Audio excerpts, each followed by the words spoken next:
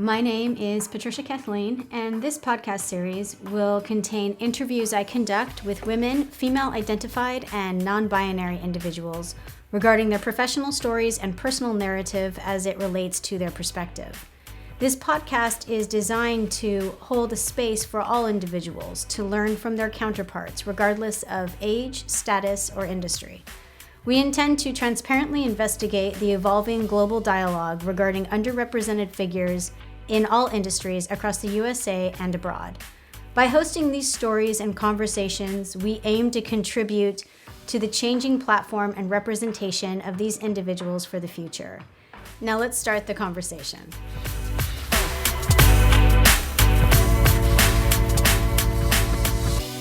Hi everyone, and welcome back. I am your host, Patricia, and today I am sitting down with Mariela Katz. Mariela is the founder and CEO of Frenzer, which is a social media agency. You can locate it online, www.frenzer, that's FRENZR.com. Welcome, Mariela.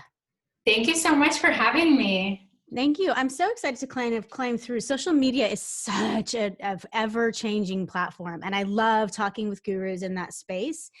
And I can't wait to glean some of your wisdom and kind of crawl through your business acumen for our audience listening. For everyone listening, I will read a bio on Mariela, but before I do that, a quick roadmap of today's podcast that I'll be following throughout my questioning. We'll first look at Mariela's academic and professional background. And then we will turn our efforts towards unpacking Frenzer.com. We'll start off with the logistics of who, what, when, where, how, and why of the founding of it. And then we'll get into the ethos and some of the philosophy of behind the scenes and how the company bases its culture.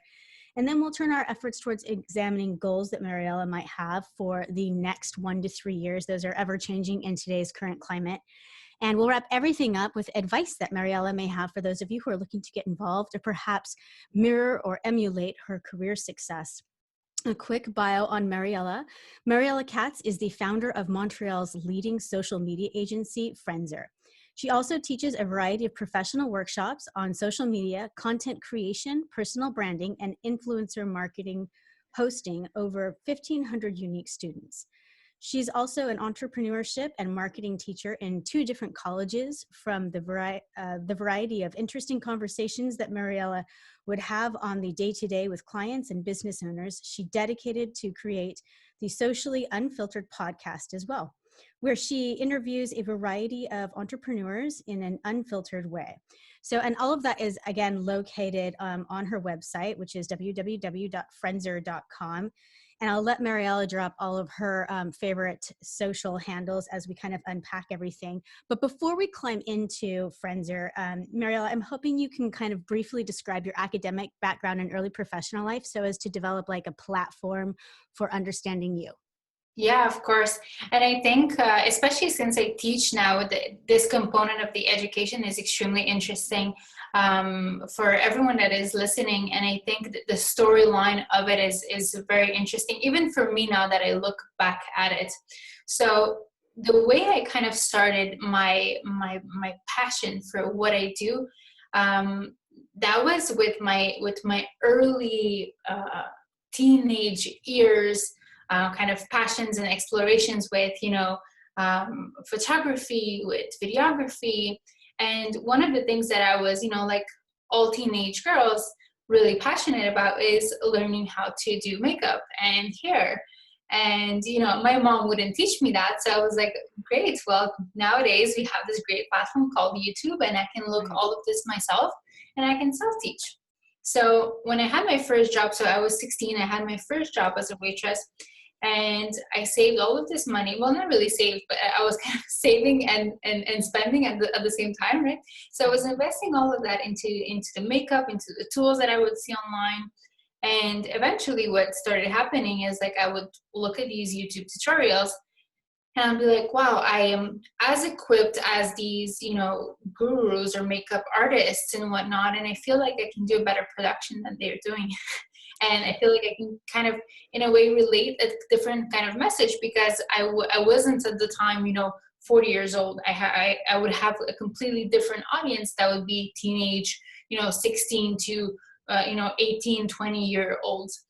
And just like that was born my first YouTube channel.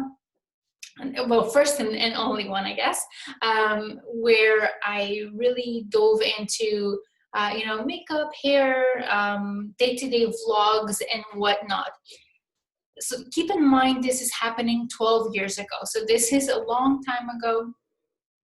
Most people were not familiar with what, vlogging was, with what, kind of being a personality on YouTube was.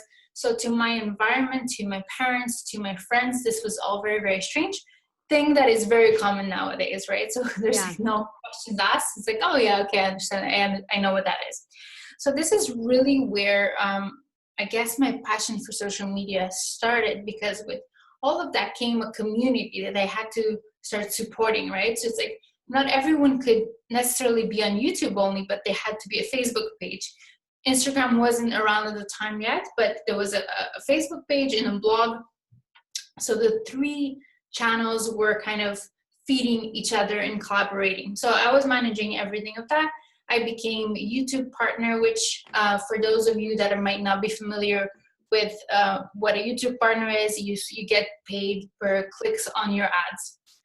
Back in the day, and I guess I can say back in the day because it's 12 years ago, it was fairly simplistic. They have obviously changed their platform and the rules and, in the whole ad game a lot now. But back then it was pretty straightforward and pretty easy to get paid. And so you would get like some micro cents on the click, but eventually that would add up. And for a 16-year-old, it was fairly good.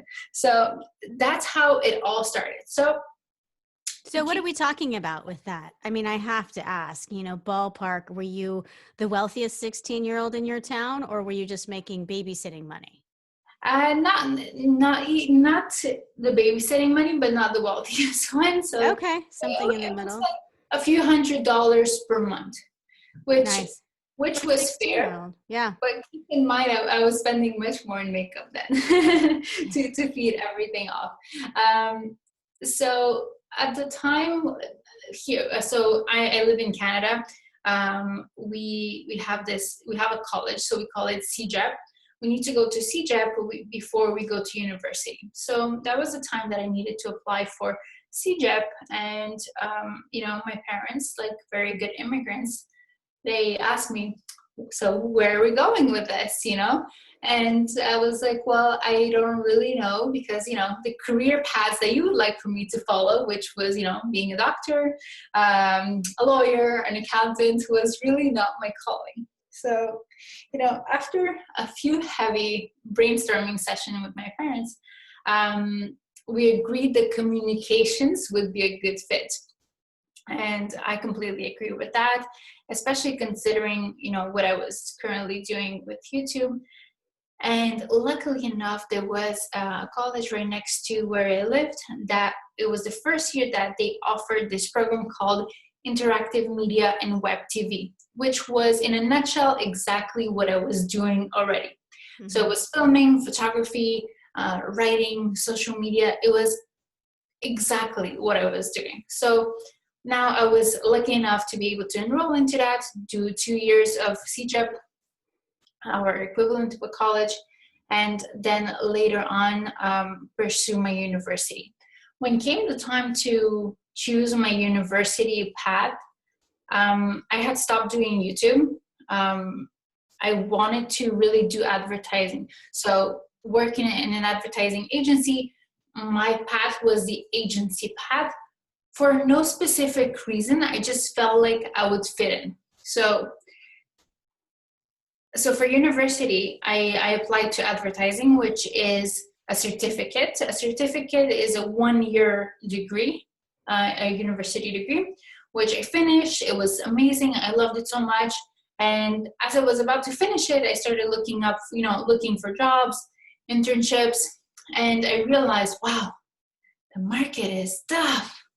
I have all this creative experience already in terms of, my personal projects. I have these great, kind of education, this great education that comes and supports it, but no one seemed interested. So I was like, okay, what can I really do in order to, find a job? So I revamped and recreated my CV many, many times. And, I was looking for an internship or a job. Once again, I was open to both.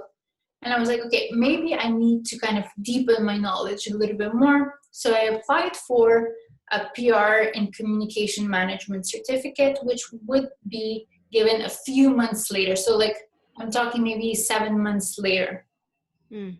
As I got accepted, I also got a job. So I got a full-time job as I got accepted to this program. And I told myself, you know what, I will manage both. So I had this dream agency job, and it just so happened that it was a small agency that they were just starting up, but they had really, really solid clients. So that was really great. They had a solid team.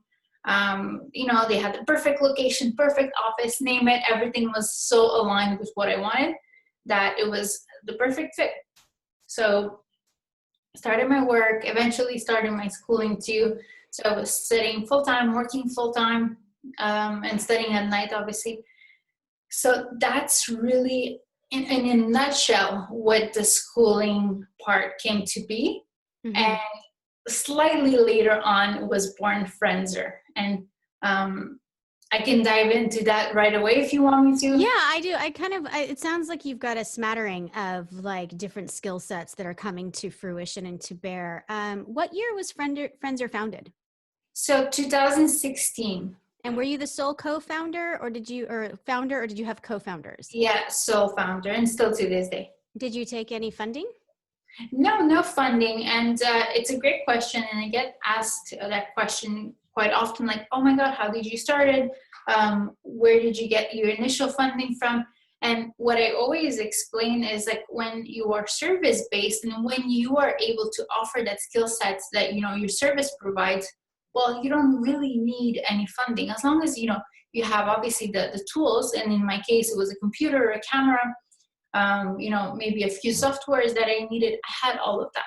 So I didn't need any funding to get started. All I needed was my time. And what was the growth like in the first year? The first year was really exponential. So it started off, so I was still working at my agency. And I had always maintained and kept my social media presence after the YouTube days. So I had my personal Instagram page that, it's still fairly popular. I mean, I'm just posting a little bit less nowadays. Mm-hmm. And that if you want to follow, as you told me earlier, it's Ella Katz, so ELLA Katz, KATZZ, so with 2 Z's at the end. So that's my personal page, and some girl came into the office and where I was still working in the agency, and she was like, Mariela? I'm like, hi, do I know you? And she's like, no, but I follow you. I'm like, oh, that's really cool. It hadn't happened for a while, Yeah. So I'm like, hi, And she's like, I came here for a meeting, but unfortunately we don't have the budget to work with you guys at the agency, but I would love to give you some of my products and perhaps you can talk about them on your page. And obviously I was, at work. I'm not going to tell the girl, oh, no. Even right.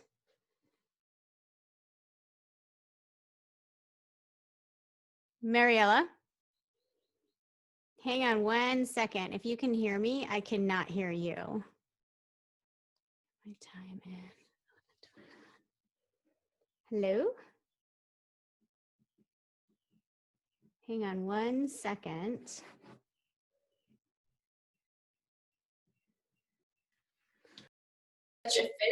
Oh, Mariela. Hello. Yes. We just got cut out. Let me tell you the last thing I heard. I'm not sure what that was. That hasn't happened to me for a few months now with Zoom. So we are still recording. Let me tell you the last thing that I heard you say. You said she came in. There was a woman who said, I've come into your agency and I can't afford you guys. I can take it from there if you want. Yeah, sure. Just say it. So the last thing I heard you say was she said, I came in to hire you guys, but I can't afford you.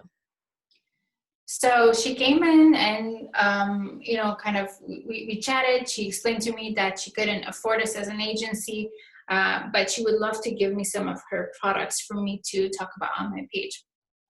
To which I agreed, although I didn't know her. She kind of caught me off guard. I was at work, So she goes, I don't have the full size products nor my full line with me right now. Let's meet for coffee this week close by, and I'll give you everything, run you down through my line and whatnot. So I agreed. I meet her later that week from a quick meeting that was supposed to be, 20, 30 minutes. It ends up being a 3-hour thing. We chatted about life, products, beauty, herself, myself, and whatnot, which was amazing. So obviously we bonded, we connected so well. And at the end of the meeting, I'm like, okay, amazing. Let's do this. I will talk about your products. Let me just kind of take a look at your branding, what your image is like right now, and we can discuss it. Maybe I can just align myself with the sort of content that you would like for me to produce. So as I go on to her Instagram, her Facebook, I see she has 6 posts, like a few followers, about 60 followers at the time on Instagram, and kind of the same thing going on Facebook. And I explained to her, I can post my life away, but my posts will never convert because you don't have the image on the other hand that's going to come and support who you truly are. Are you talking about branding when you talk about image supporting who she is, or what do you mean by that? Yeah, branding through social media. So you know how in a quick few seconds, once you arrive on a page, you understand who this brand is, who this person is. That's exactly what I'm referring to. And it is part of branding, on the more traditional side of things, but it's also part of just social media branding that is slightly different and achieved in a different way. And, I kind of look at this, I look at her, and I'm like, you're a good person, I'm a good person. Give me your passwords, give me your products, and I'll post for you for a month rather than me posting, on my page. I'll post from your page for a month. And let's chat in a month. I have time. This will be fun, and it's a creative experiment. Yeah. She agrees. She's like, oh my God, thank you so much. Let's do this. So a month later, I think I had managed to do a post every other day for her and whatnot, a variety of pictures that, illustrated and demonstrated her products in a variety of settings. And, through tactics like a hashtag strategy, strategic liking, strategic following, I had managed to grow her account to about 1,000 followers. So obviously she was super happy. And this was from 60 originally? Yeah, from 60. Wow. Obviously today this growth is very, very hard to achieve based on all the changes that Instagram has went through in terms of the algorithm and the way they function. But back then it was very, very achievable, and I have to say, like, from my memory, it wasn't even hard. It came so natural for me. And throughout that month, she would be like, oh my God, she would text me, can I call you? She would call me and tell me like, oh, people are calling me and they're asking me like, what's happening to your business? You're booming, you're exploding. And she's like, oh man, nothing is changing, but only you've taken over. And now you've given me this image as if I'm growing and as if, things just look much nicer. So she started even getting approached by stores, by retailers, and her social media was really playing a big role into her getting into retail stores. It was really a true portfolio. So that was amazing. And then about a month later, so even before our month expired, someone from her entourage saw the social media work, and they had asked who was doing it. She, kind of referred them to me, and it was a super nice conference that was hosted here in Montreal. So I spoke at this conference about doing social media for small businesses. And basically I kind of entailed in a 30-minute presentation, everything that I was doing for this small company. And a lot of people connected. So from there, I got a few contracts. What year was that you spoke? Do you remember? So this has to be about 4.5 years ago. Okay. Yeah. So you garnered some early clients from that. So Yeah, it from sounds there. like, did this kind of accidental accumulation of clients develop Friendster? Did it happen in reverse? Did you not launch the company until you actually had people banging down your door? So initially I was simply freelancing, right? So I kept her on as a client, and she was a client for a few years, even after obviously Friendster was born and I had a team and an office and so on and so forth. But initially I had about 6 clients that were, Mariela's clients. They weren't Friendster's clients. But quickly I started realizing that, okay, I have this job, I have my freelancing gigs. Obviously my freelancing was taking over and I was so much more passionate about it that I was not motivated at my job. So, I was starting to plan how am I going to quit and how am I going to juggle this entrepreneurship life, which for me was unheard of in terms of just my past, how the way my parents raised me, what I've been brought up into. I had never experienced or even thought that I would become an entrepreneur ever. Although now looking back, there were so many signs pointing at that. Right. But once again, I wasn't aware. So I told myself my goal is to break even in terms of my salary that I was making and my freelancing. And from there, once I'm at the same salary, I will let go of my job. So that was the first goal that happened initially. And that happened really fast. So I had, my 6 clients, or maybe I had to go to 7 to kind of break even or something of the kind. I broke even really, really fast. So I let go of my job. When you say really fast, do you mean within a month or within a year? In about 2 months. Oh, wow. 2 months. Super fast. After the conference, it took about 2 months. But I was also prospecting and kind of reaching out to companies. So it wasn't just people that came to me. I would kind of look into the brands that I loved that were around me. So for example, one of my first clients was this gym that was based in the same building where I lived. And I reached out to them and I was like, hi guys, I know very well who you are. I live in the same building. I do social media. This is what I've done for a few other brands. And I really believe that I can achieve this, and this for you.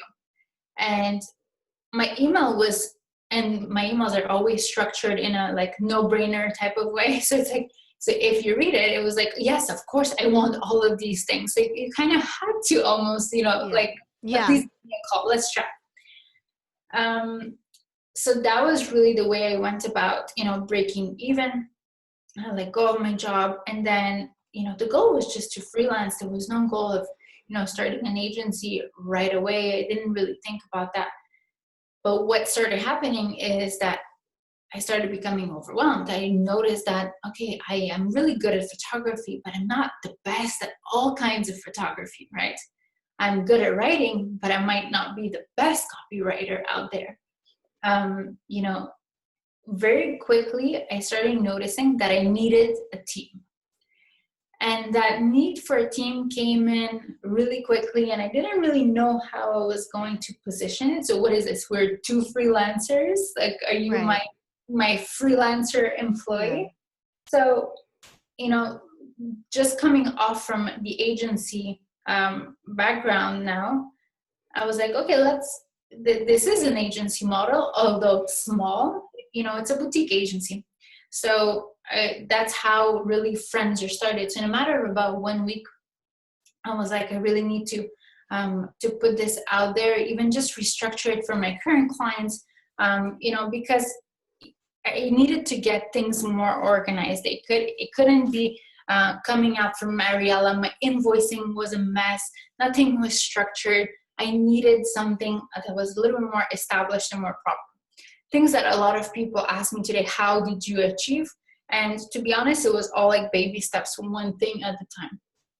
So I came up with the name. Friendster comes from the words friends, and that's really what I always want to achieve from my clients, is friendship with their audience.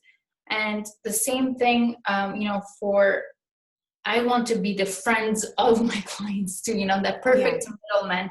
So friends is kind of like that verbalization of friends. And I was lucky enough, it was available. So I took it all across and It's built a interesting website. though, you've done a change of like the spelling on it. Like it also, I was like, I wonder if it's like frenzy because you're a social media agency, like causing like a frenzy about, your clients and things like that. The interpretation has like, I think a lot of different Completely, values. completely. And to be honest, I'm Russian, Bulgarian, and then French speaking, and then English speaking. So frenzy was not in my vocabulary back then. I had no clue what it meant. And I started noticing that, word or anything, anywhere I would write it, frenzer, it would autocorrect me to frenzy. And I was like, what is frenzy? Yeah. And that's how I learned about the word frenzy. And it is a complete fit into, in a way, what we do. Yes, we do disturb kind of the space. And yes, we do create a buzz for our clients. So in a very, non-voluntary way, frenzy is also a fit with frenzer, but the initial thought behind it is really from the word friends. And now today, especially we do so much work with influencer marketing, it works even more in regards to that. Well, I think you have an interesting business and as well as all social media businesses, but there's this like very unique bridge that it feels like you have to maintain between, it's a much more personal relationship that you would have with your clients. This idea of being friends, it's actually required. And back in the day, I don't think, 10 years ago, being friends with your business associates was required, even sometimes not even advised. However, when you're representing someone's, external and internal voice, you do have to become more intimate with them than you would normally when you have that. It transpired, like it's transponded the like traditional marketing realm, right? You actually became a more intimate voice mouthpiece for your client. And I'm wondering, to that end, what kind of clients do you currently service? Do you span all industries, or do you have a specific niche market that tends to come more to you? Yeah, we do serve all industries in terms of, the big spectrum. So yes, on that. However, we do specialize on more lifestyle brands. Now, what is a lifestyle brand? The definition can be different for a lot of people. To me, a lifestyle brand is a brand that does and feels good. An accountant, he does good, but he doesn't feel good, So that's that's really our ideal client. But we work with spas, we work with gyms, we work with consumer products, whether they're beauty, beauty wellness, more on the medical side of things, so more supplements. We work with food, a lot of food from different categories of the food industries. We work with fashion. We work with a variety of brands. We have medical clinics that are a little bit more on the medical side. We have clinics that are more on the beauty side of things. So as you can see, it is broad, but in a way, all of these clients, they are open to get creative, and they are open to stand out. And even when a little bit more of a traditional client will come to us, we've worked a lot, and we still work with orthodontists. And they do good. They don't necessarily feel good.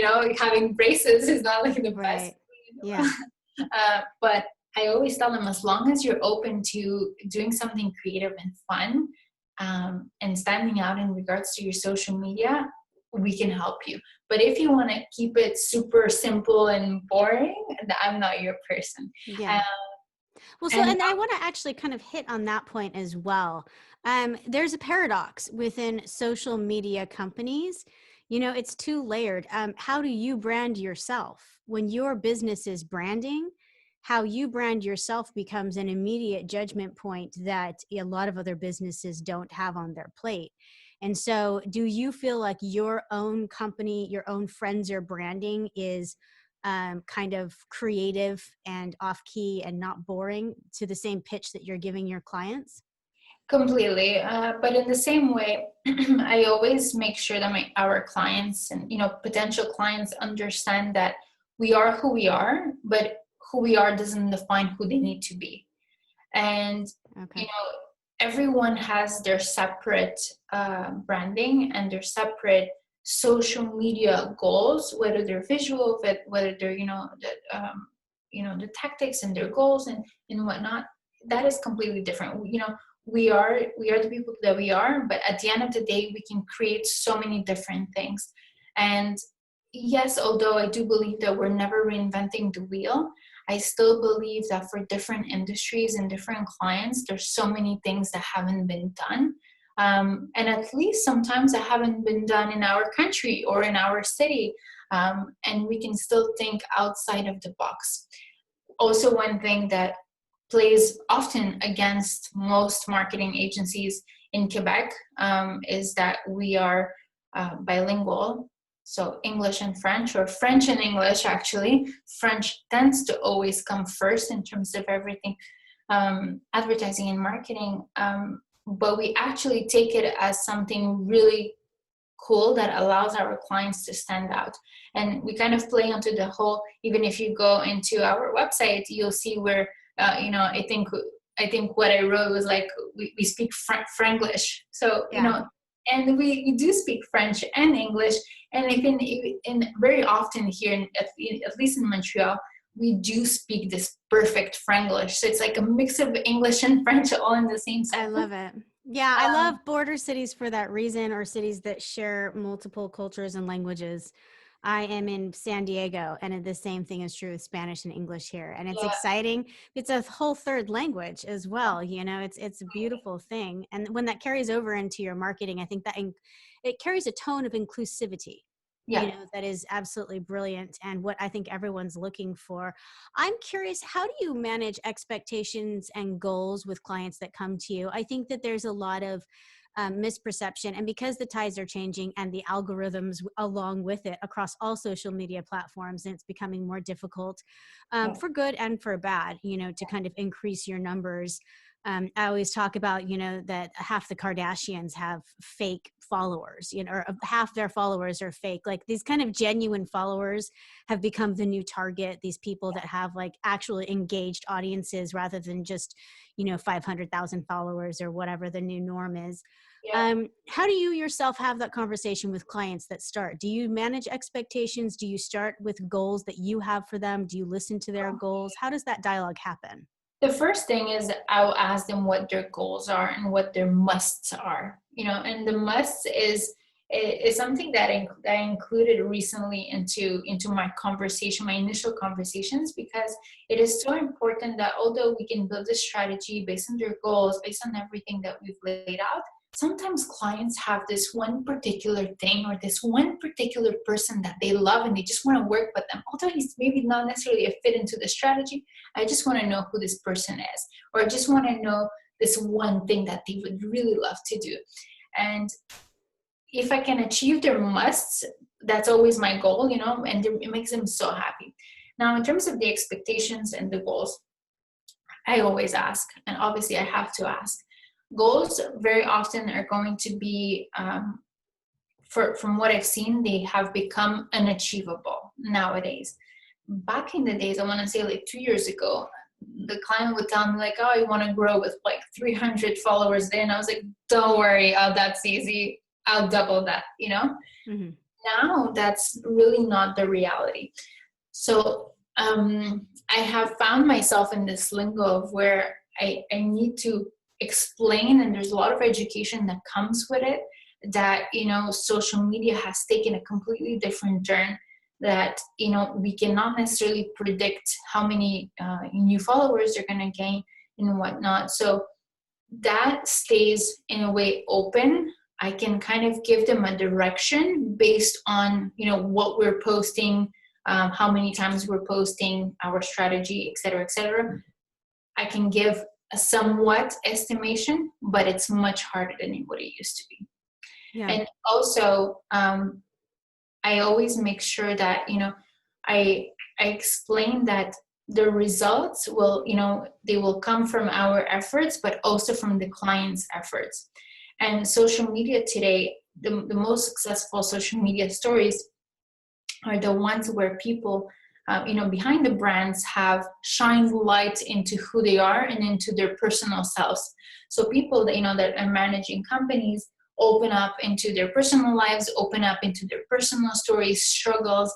They make exactly what we're doing right now, this storytelling in a much more genuine and raw way. They open up and they let the audience into it.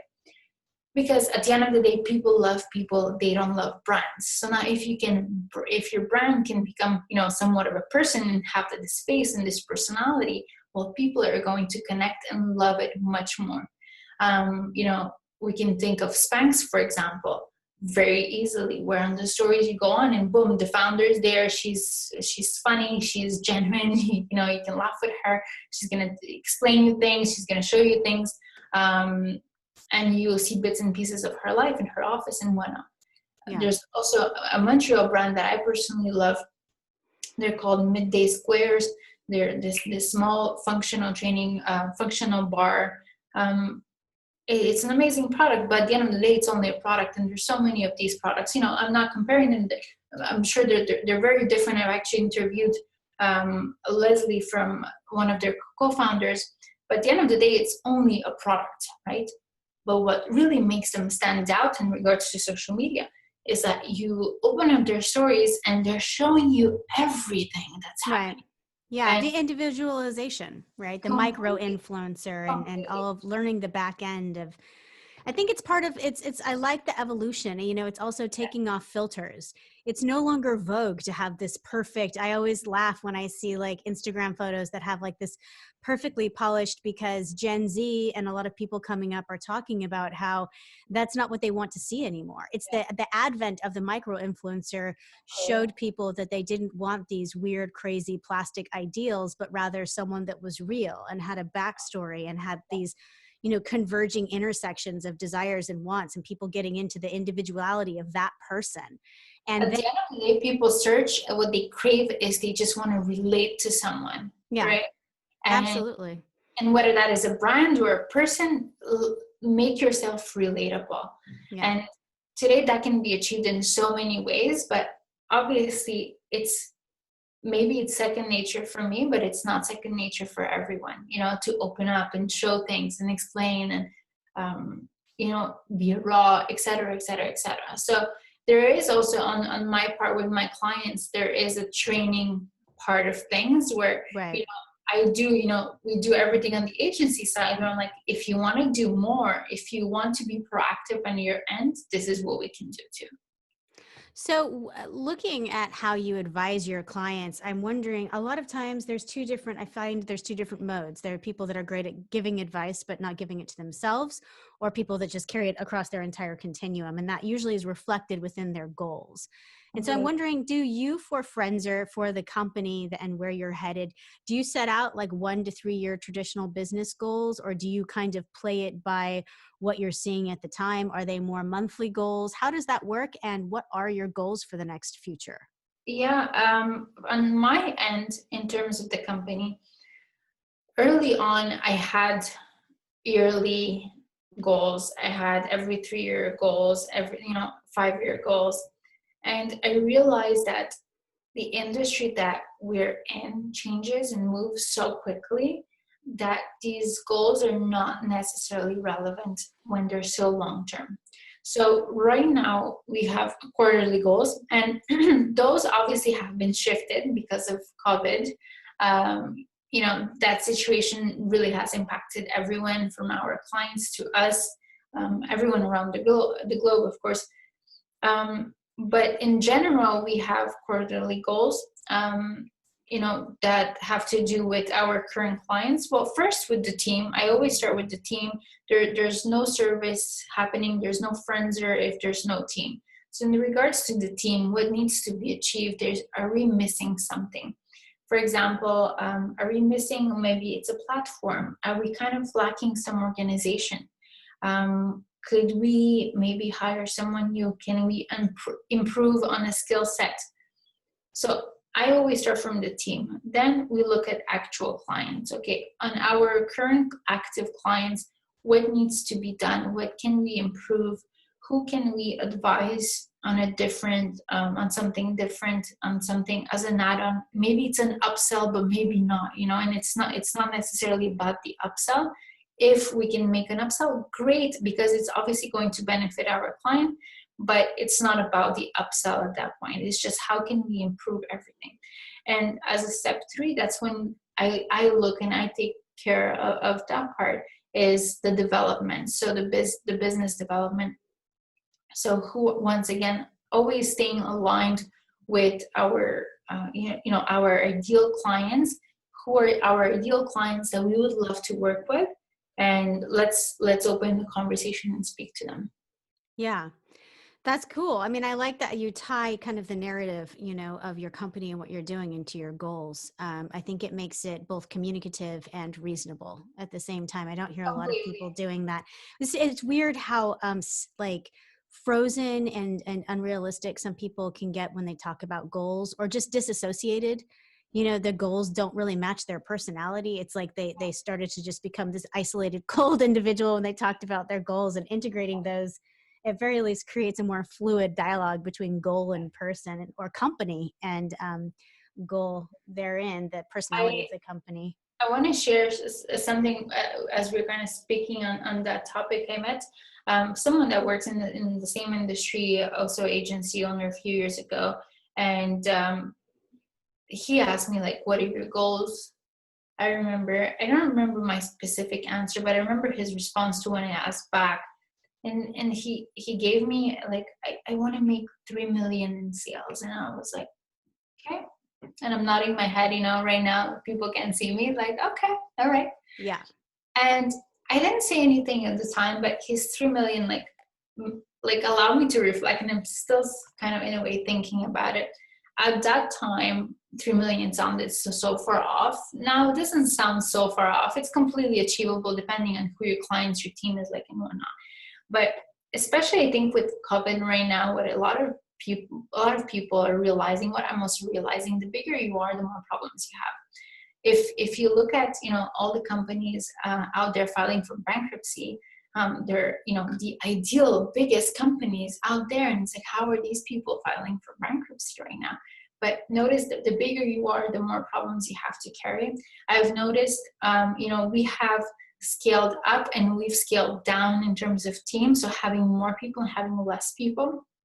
And I realized that the core of what, at least what Friendster does, is not about having these crazy sales and growing a team of 50 people. That is not at all the goal for us. I want us to serve our clients in the best possible way, and my team to be happy within that, because when you're 50, it's so hard to manage, and it's so easy for your team to become unhappy that it becomes a completely different management game. And I feel like right now with the current virus situation, people are working from home. People are realizing that there's so many ways of kind of allowing their work to happen from home, and there is a different narrative to sales, to teams, right, goals, that needed to be refreshed and completely shifted. So it's a reflection that I kind of give to you, but also to our listeners as well, is that your goals, although maybe they're very, very big, I always think of myself, but why do I have this goal? Is that going to make me happier? Is that going to make my clients happier? Is that going to make my team happier? And when at least 2 of the answers are no, then I kind of have to think back on my goals, right? Yeah, absolutely. I agree. And it's something worth considering. I always say that, I try to look for the good, even in the most dire of circumstances, at least in hindsight, something I learned from, I try to raise my children and my company to do the same thing. And I think that this reflection, this moment of, kind of re-identifying about humanity, and people are doing it with their businesses and with their diet and their world.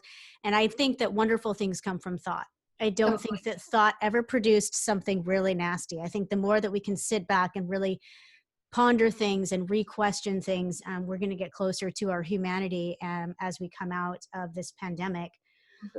We are running out of time, Mariela, but I do want to wrap up with, I'm wondering if you have a singular piece of advice that you would offer someone who was kind of coming up in the way that you were, someone who was looking at launching their own company. Maybe it was social media founded, and they were, they had a lot of varied history like yourself.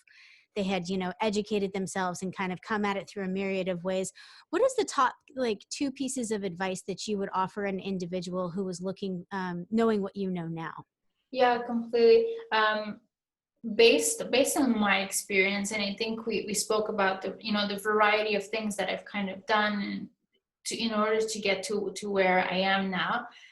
My looking back, what has really served me is just starting. So starting something, and I know this is an advice that we hear very often, but I mean not just starting, but starting with knowing that it's going to be imperfect, knowing that it's going to change, but knowing that at least I have something out there.